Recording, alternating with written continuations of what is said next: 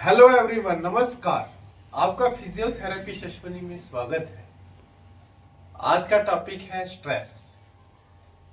कि स्ट्रेस क्या होता है। ये काउंसलिंग और साइकोलॉजी का टॉपिक है और जनरल भी ये एक टॉपिक है जो बहुत इम्पॉर्टेंट है आपकी सेहत के लिए, मेंटल हेल्थ के लिए। ये टॉपिक है स्ट्रेस।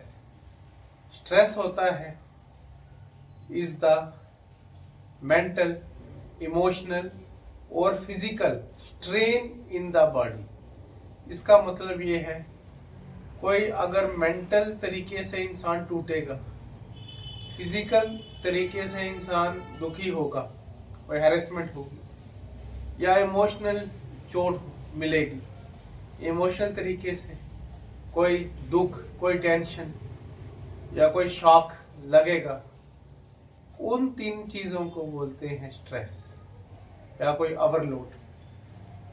अब जो स्ट्रेस होता है, ये इसका सोर्स कहाँ से, ये कहाँ से आता है, कारण क्या है इसका, इसके स्ट्रेसर होते हैं, कहाँ से ये उत्पन्न होता है, कहाँ से ये ओरिजिनेट होता है।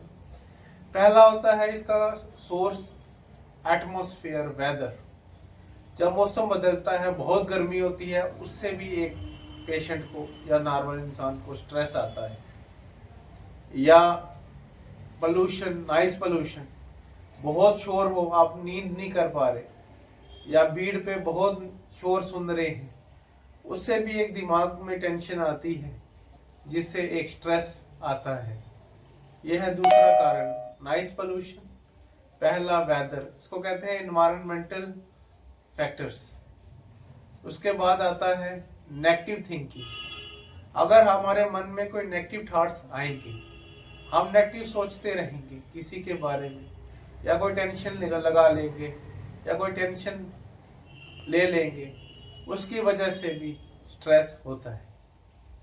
और नेक्स्ट कारण आता है इसमें जो बहुत ज़रूरी है,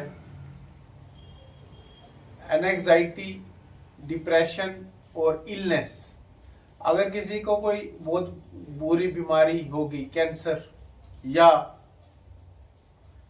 एड्स या कोई और, उससे भी एक स्ट्रेस आता है कि हम पीड़ित हैं किसी बीमारी से। फिर हार्मोनल फ्लक्चुएशन, जब लड़का प्यूबर्टी एज में होता है, हार्मोनल चेंजेस होते हैं, उस समय अगर वो ज़्यादा वर्कलोड या कोई लड़की या लड़का ले लेते हैं, या फिर नॉर्मल बंदा भी किसी एज में अगर हार्मोन्स की फ्लक्चुएशन या चेंजेस होती है, उसकी वजह से भी स्ट्रेस आता है।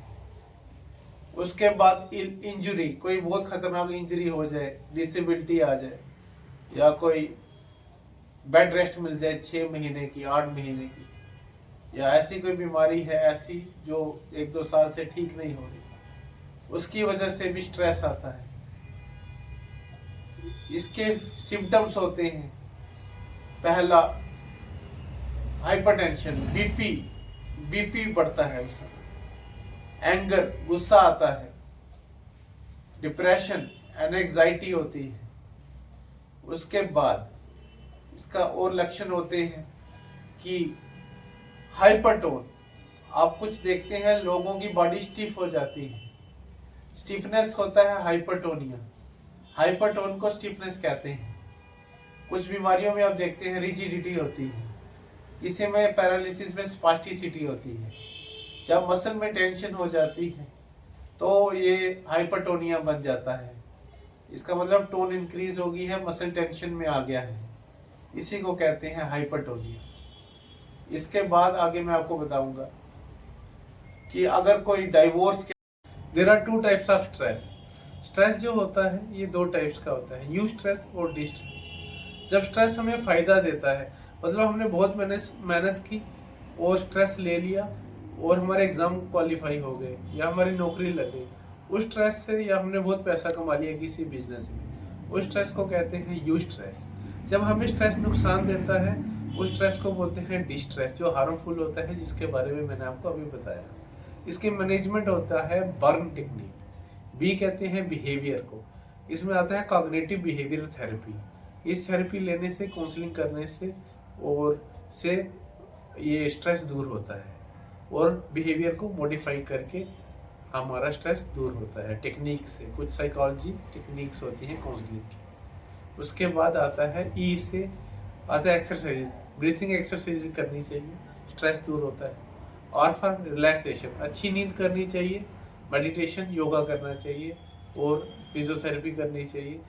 कोई बीमारी हो तो इससे स्ट्रेस दूर होता है। और लास्ट होता है एन से न्यूट्रिशन। अच्छी डाइट, सप्लीमेंटेशन, अच्छा खाना, उससे भी हमारा स्ट्रेस जो होता है दूर होता है।